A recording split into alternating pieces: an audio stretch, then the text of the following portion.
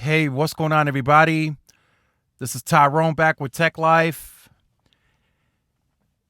And if you watched my video yesterday on the C-band auction, and if you're familiar with what the cost was, Verizon was 45, AT&T 24 billion, T-Mobile 9 billion.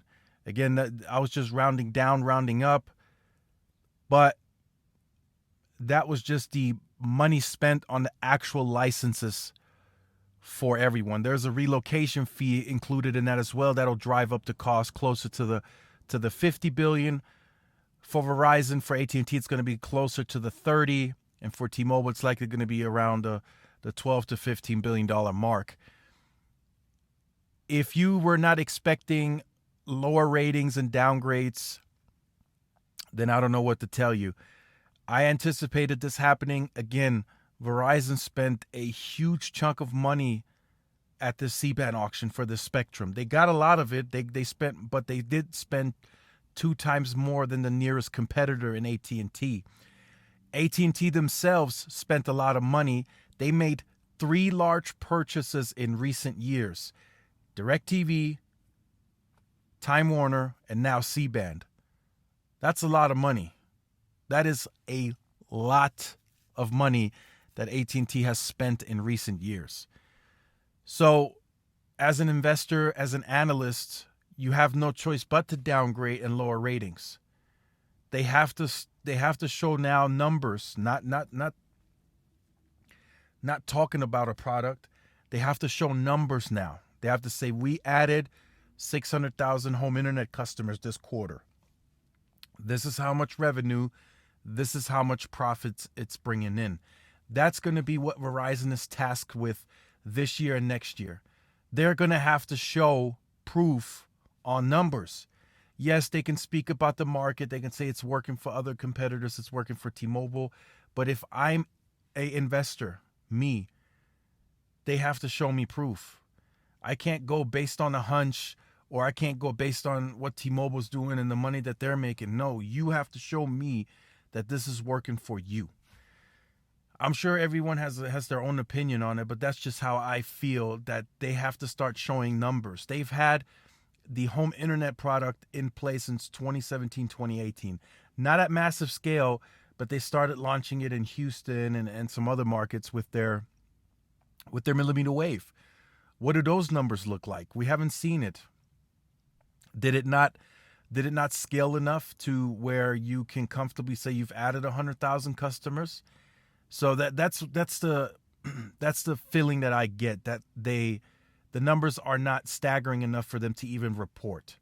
So I'm thinking they may have done 20, 30,000 customers, and they likely don't want to report that because it creates and adds no value to the company. It's just a very low number. That's probably not going to move the stock at all. So again, Verizon's going to have to start showing numbers. We know AT&T has been showing proof on the fiber and their HBO Max strategy. That seems to be working. They are in the middle. I think it's closing in. I think either today or tomorrow we hear something that the deal is official. But they're getting ready to take DirecTV, AT&T TV, and Uverse off the books. That's going to help them tremendously. Their strategy now, they need to condense down and they need to focus on HBO Max, which I think is going to operate and sell itself. Fiber, they do have to invest into that for a couple more years, just because they have to put actual fiber in the ground. So that in itself requires a investment, contractors, technicians. So they have to invest in that for a few more years. But once that product is largely rolled out, that's going to sell itself as well. It's a good product. People still like a home fiber connection. And then wireless. Wireless is the bread and butter for AT&T. They need to continue with that. I think wireless needs to be the foundation. I think they need to lead in wireless. Did they disappoint me in the C-band auction yesterday? Yes, 100%.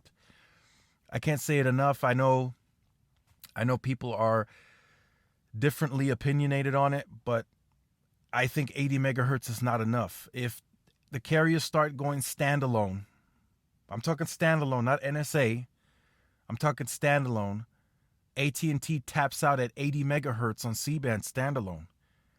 Verizon, they can continue going to 160, and T-Mobile, in some cases, they can either match that or exceed it. And with auction 108 up and coming, the 2.5, there's another 116 megahertz up for grabs nationwide.